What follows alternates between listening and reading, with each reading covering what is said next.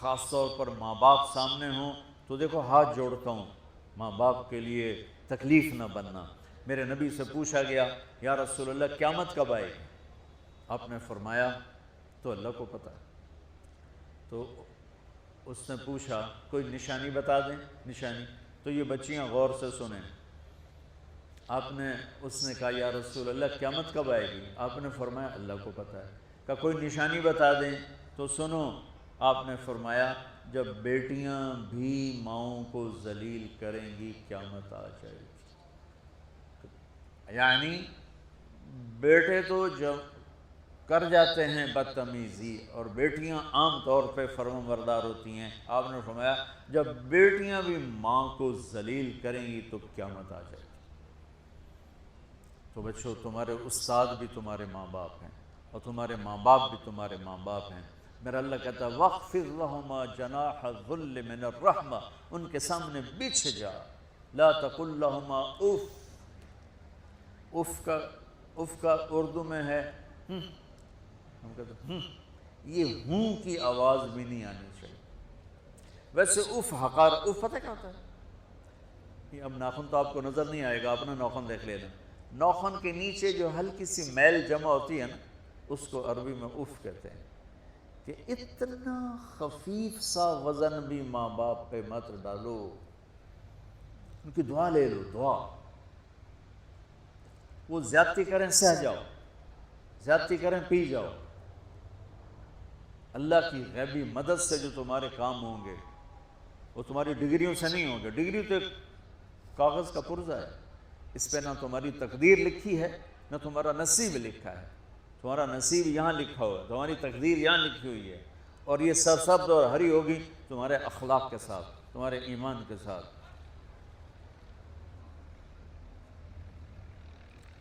موسیٰ علیہ السلام نے پوچھا یا اللہ میرا جنت کا ساتھی کون ہے؟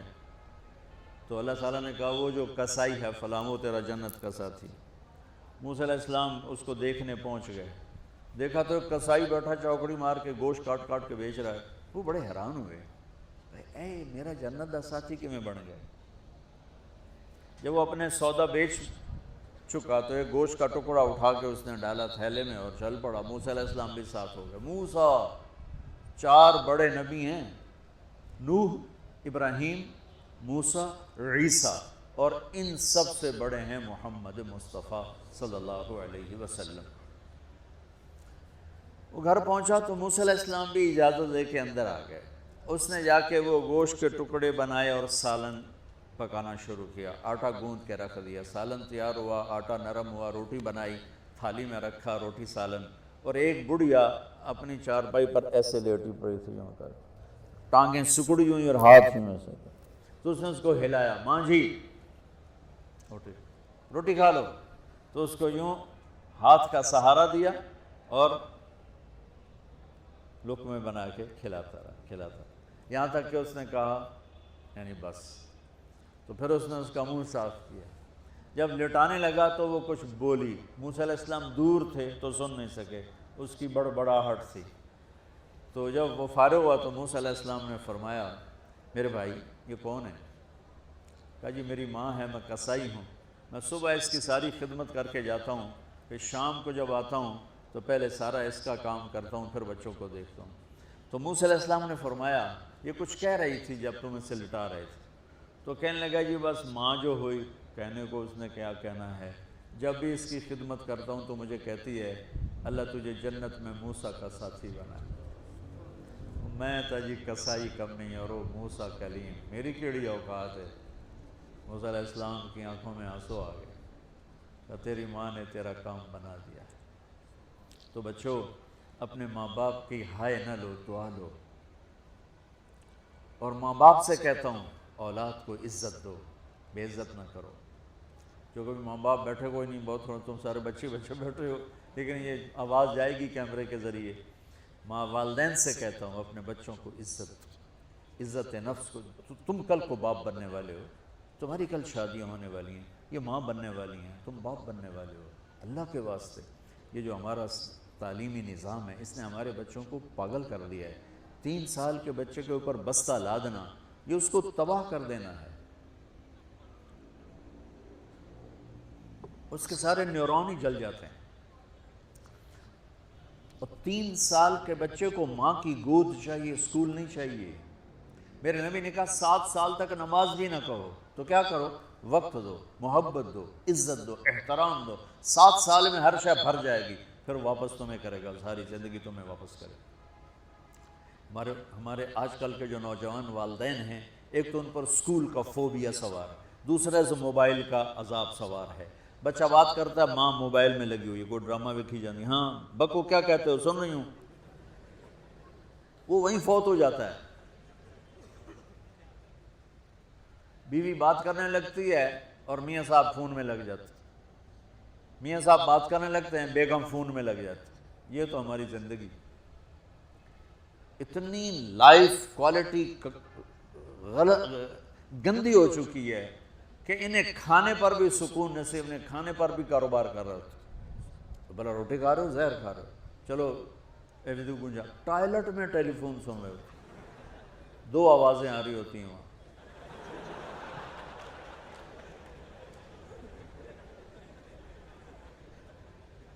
کچھ اپنے نبی کی زندگی کو سیکھو، اعتدال.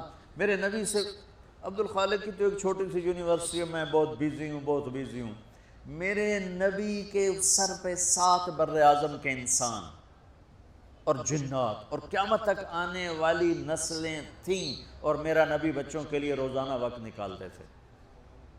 اور وقت کیسے نکالتے تھے؟ ان کے لیے گھوڑا بن جاتا، ہاتھ پاؤں زمین پہ ٹیک کے، کمر کو لیول کر کے، آؤ میری کمر پہ بیٹھو. دونوں بچوں کو کمر پہ بٹھا کے حسن حسین کمرے میں چکر لگا کر پھر کہتے تمہارا اونٹ کیسا ہے.